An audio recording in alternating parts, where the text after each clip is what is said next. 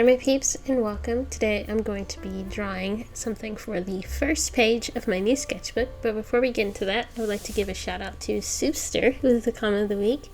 Thanks so much for your comment. I really like reading y'all's comments, and if you would like to be the comment of the week, all you have to do is comment under any video. That could have been you.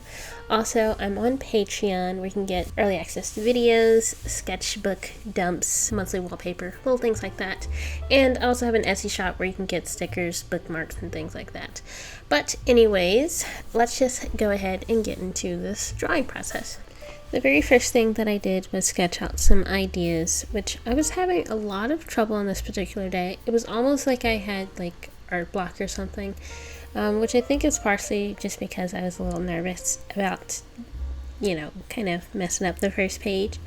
Especially since I put so much effort into the last page of my last sketchbook, I felt like I kind of had to match that or go above and beyond that. But I ended up coming up with a compromise, and that is, since I want to work with watercolors anyways, and I know this paper isn't suited for watercolors, I decided to actually draw and paint on watercolor paper and to just glue it into the sketchbook. I was watching a few sketchbook tours last week, and I saw, I got the idea to add a drawing to the sketchbook from Drawing with Waffles. I think she kind of taped them into the sketchbook, but I was like, we have this Tombow glue, craft glue, and I was like, I can use that to paste it into the sketchbook, and that ended up working really well.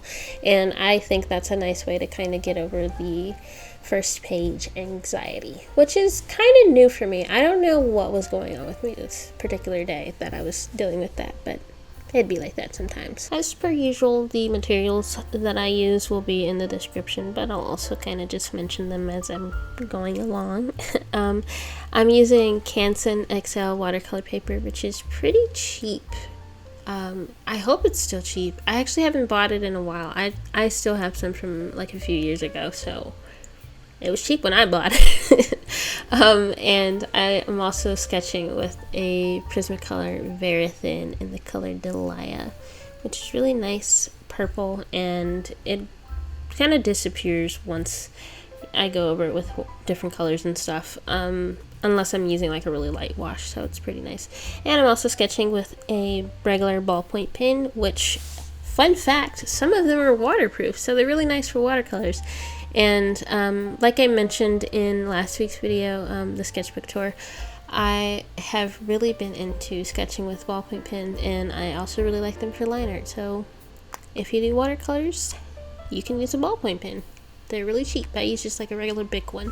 I initially planned on working with gouache, but when I pulled out my gouache paints, they were all dried up. Well, not all dried up, except for my blue. I have the primary color gouache, Holbein gouache set. And the blue is completely dried out. The magenta still has a little bit of life in it. After I saw that the blue was dried out, I didn't even bother to check some of the other ones, because I was planning on doing a really dark navy blue background in gouache and having the character in the front be watercolor, but I was also kind of toying with the idea of actually doing the entire piece in gouache. But they're all dried out, which is an indication that I just have not been using them. I can't remember the last time I used gouache. It might have been 2 years, maybe longer. I can't really remember. Oopsie. Which it is a shame, because since I'm drawing a little bit more now, traditionally, I would have liked to break out the gouache again and utilize them.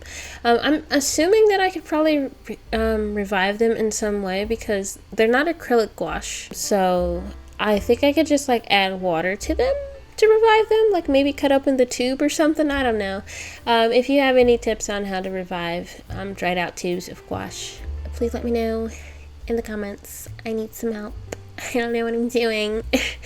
Anyways, I still wanted to use a lot of blue, but I ended up just using blue in the background, and I was like, I can just use a bunch of pink in the foreground for the character, and it turned out pretty nice. Her skin has a lot of pink undertones, her hair as well, and her sweater ended up being just the same color that I used for the entire wash, which is pretty nice. I also wanted to make sure that I really took my time with the watercolors this time. A lot of times I kind of rush it a little bit, especially when I know I'm going to be going over everything with Copics later, which I initially planned on doing that, but since I switched to using watercolor paper, I was like, maybe not, because I have like cold pressed watercolor paper, and it has a bit of texture, which is nice for the watercolors, but it really does a lot of damage to marker nibs, so I wouldn't recommend it for that. In fact, quite a few of my Copic marker nibs are kind of jacked up because I used them on watercolor paper a while ago. I have one more replacement nib that I could use for one of the markers. I haven't put it on there yet because I'm like, if I'm irresponsible again, I need to know that I have a backup somewhere. So yeah, don't do what I do. Don't use your Copic markers on watercolor paper unless you don't mind messing them up. Also, speaking of Copic markers, I have heard that Ohuhu markers are maybe a little bit better, and I definitely know they're cheaper, so I'm like considering it. I haven't like bought new art supplies in a while, so it would be nice to use Ohuhu markers and try them out. I just like alcohol markers because I actually prefer Winsor & Newton brush markers over Copic markers. So I'm not brand loyal or anything, so I kind of want to try Ohuhu markers. That was just a little tangent because I've been thinking about that. But anyways, since I wasn't going to go over this drawing with Copics, I wanted to make sure I took my time with the watercolors, and I just really worked with those layers, which I could actually do this time since I was actually working with watercolor papers, unlike last time when I just did it directly in the sketchbook. And it was warping and doing that weird bleeding thing. I don't know what that was about, but anyways, working on watercolor paper is definitely, well, of course, it's paper made for the medium, so of course it works better. Of course it's ideal. That's another reason why just gluing in a drawing into the sketchbook is a good idea, because I typically just use ballpoint pen or just regular pencil in my sketchbook. I don't use a bunch of markers or watercolors. I feel like I would use markers a lot more in my sketchbook if they didn't bleed so much. I know they have sketchbooks for that purpose, but I just don't think I would use the markers often enough to justify getting it, so I'm just going to stay with my Artist Loft sketchbooks in the meantime. But I don't like it when I want to try to use a different medium in my sketchbook and the paper can't take it. It's a little weak. It wants to warp or it wants to bleed. Come on, get it together. But for times when I want to add a little more color in my sketchbook or work with different mediums, but I want it to be in the sketchbook, I could just use the paper that medium is intended for and then just paste it into the sketchbook. Also, because I did it this way, I can actually draw on the other side of the page because I thought I wasn't going to be able to do that. And I was just like, oh, I'm just going to have a random blank page at the beginning of the sketchbook. Well, it's not going to be completely blank. I was like, it's going to be super warped and bleedy, and the sketchbook is going to have that weird warped paper look, which I don't prefer for my own sketchbooks. So just pasting it in is just, it's such a good idea. I plan on doing this in the future. I don't know what I'll do though. I'm just a ballpoint pen girly, so who knows what I'll do. My least favorite thing to paint, well, just in general, I don't like doing it in general. Watercolors, marker, digital. I don't mind it so much when I'm working digitally. I do not like shading hair. There, I said it. I don't like it. It's just so tedious. I don't like it. So normally I either do a very simplified? That sounds wrong. I don't think that's how that, simplified. Oh my gosh. I just made a word though, you're free to use it. Normally I do a very simplified version of the hair shading thing and just call it a day. I would say cheat. No, it's not cheating. It's definitely not cheating. I don't know why I say cheat. I do a very simplified version of hair when I'm drawing digitally, but it's a little easier because I can work from dark to light, whereas with mediums like watercolor, I kind of have to work from light to dark, and I have to remember to leave little bits kind of lighter so that I can come back later and add shading around it. Oh, I just don't like it.